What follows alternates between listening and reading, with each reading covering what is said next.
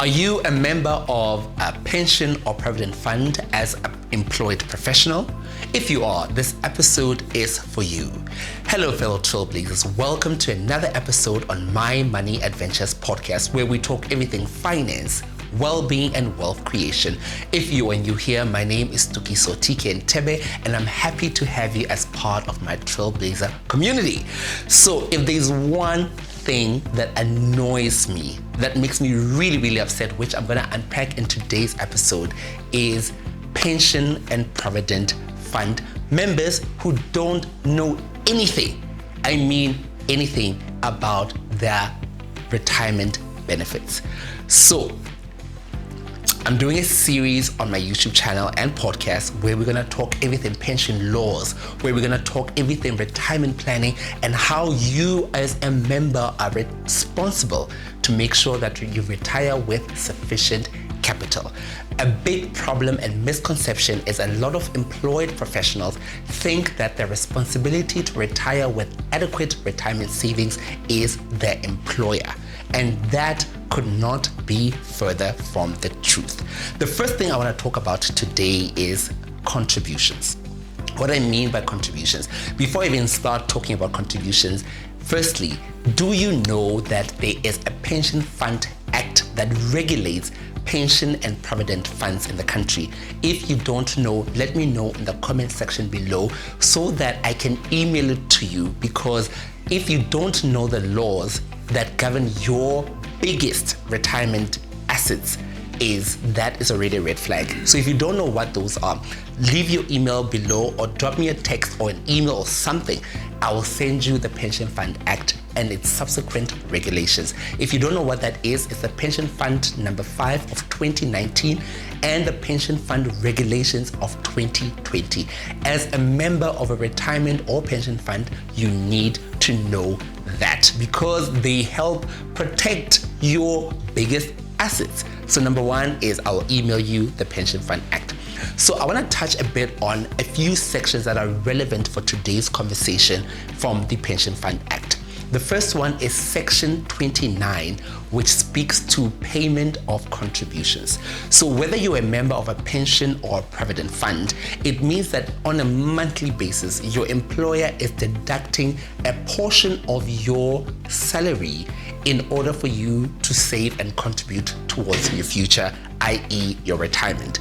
So the reason I'm upset is because employers are deducting these contributions, but they are not paying them over to pension funds. So now how does that affect you as a member? If your employer is deducting your contributions that are meant to be invested as early as possible, so that one day when you do go to retirement, your money has grown, your money has earned interest, your money has become bigger, and you don't know that, that's a red flag for you as a member. So I'm not upset with the employers, I'm upset with you as a member, because it means that you are not taking ownership and responsibility of your retirement plan. So if your employer is deducting and not paying your benefits over to the pension or provident fund administrator so that that money is invested and starts earning interest, it means that one day when you do retire, you will not have enough money. So what can you do as a member to make sure that that happens? Your administrator, yes, you need to know who your administrator is. Your administrator has different portals and tools and resources that can help you check if your contributions are being paid on time. The second thing that I want to touch on in that particular point is benefit statements. On an annual basis, the Pension Fund Act requires your pension fund provider or provident fund provider to give you a benefit statement.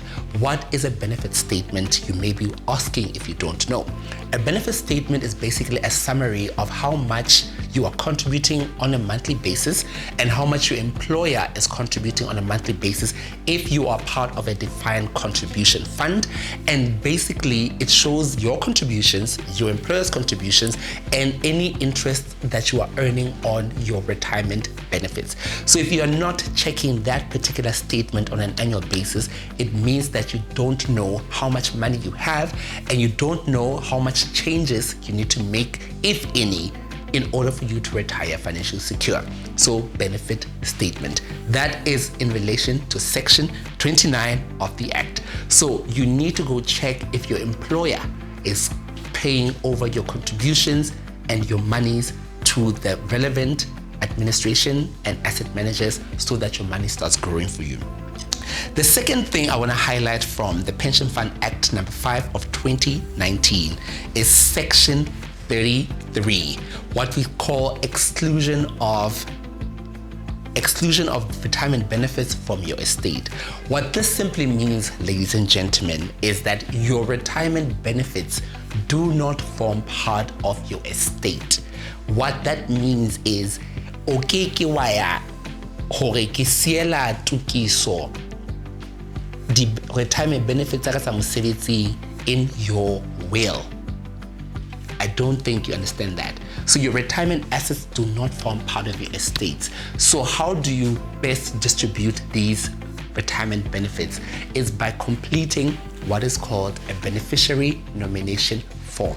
So your retirement benefits is where you go to your employer or your employer through your HR office, or you go to your pension or provident fund administrator and you complete a beneficiary nomination form to say that Kilutukiso Kisiela Mamang 10% of my retirement benefits, Kisiela Mamang 10% of my retirement benefits, Kisiela Mamang 50%. It gives you freedom to nominate any single person that you feel deserves your money.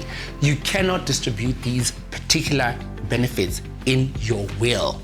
So if you don't have an updated beneficiary nomination form and you have not completed it, it means that you are leaving things to interpretation, and a board of trustees, which I'll speak about in a different video and a different blog post, then have the responsibility to distribute retirement benefits. So you need to be very mindful of section 32 of the Lesotho Pension Fund Act. I think in the South African context, it's section 37C. Yes, section 37C. Aha! Another one that I want to speak about today's video is allowable deduction of pension or provident funds. So a lot of people think that, hey, I'm a member of a pension or retirement fund, member of a pension or provident fund, and I can distribute my benefits in one shape or form, right? No. Certain things, there's only 4 cases where people can withhold your retirement benefits for certain things. The first one is allowable deductions is people can only deduct your monies, which is your retirement benefits, when you have a pension-backed home loan provided by a pension fund or provident fund or by your employer. So there needs to be a home loan facility that is backed by your pension benefits. Only then can people take your retirement benefits and use it. The second one, for people who have kids and they're not maintaining their kids, if there's a court order that is ordering you to maintain your kids and your benefits, retirement benefits are attached to that, only then can they be deducted. The fourth and last one is where your employer is accusing you of dishonesty, theft, or damages, and there is a court order that supports that particular, or court judgment rather, that supports that particular deduction, or you as an employee have admitted in writing to say that kimolato ki accept and train against it, only then can your benefits be deducted from. So in closing this very short video, there will be a series of these over the next few years on the YouTube channel, on the podcast, and on my blog. We're going to be talking everything retirement education, because a lot of you don't know your rights, a lot of you don't know your responsibilities, and a lot of you don't know the laws that govern your biggest assets, which are your retirement assets. So I'll be doing a couple of videos to that, and these videos will be accessible only to members.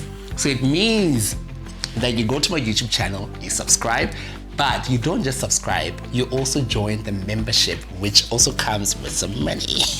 Because creating content is a lot of money. I need to pay my team, I need to make money, and I need money in my bank balance. So for me, in order for me to keep sharing this amazing, educational, informative, and insightful content, I need to make some earnings and earn some money from it as well. So I'll be unpacking a lot of retirement content we'll be talking about what a pension fund is, what a retirement fund is, when you are self-employed, how you can plan and prioritize for your retirement, what happens when, what happens, what are your rights, your responsibilities, and all that jazz. So stay glued to this channel for more amazing retirement content over the next couple of episodes. Until the next video, give this video a thumbs up, leave a comment below, and let me know what you want to hear about retirement planning in South Africa and in Lesotho. And I'm going to have a lineup of the most amazing speakers, Babalo being one of them, so stay tuned for that one, where she's going to be unpacking the two-part retirement system, and many amazing speakers and thought leaders within the retirement space. So until the next video, love, peace, and happiness. Remember to like, comment, and subscribe, and I'll see you in the next one. Cheers. It's a wrap. And that was 5 minutes. Yeah. I love it. Guys, yes. I think you mentioned 4, but you only spoke about 3 deductions. So I mentioned 4, so I combined the 2. Oh, okay. So kiddy pension back to zone, either provided by a pension fund or provident fund or the employer. From a section 33 point of view. So it reads as follows: maintenance of dependents by court order, a debt arising from a home loan issued or guaranteed by the fund. Number C is an amount for which the employer is liable under guaranteed issued for purposes of a housing loan. So it's those 2, so I just combined them into one. Yeah.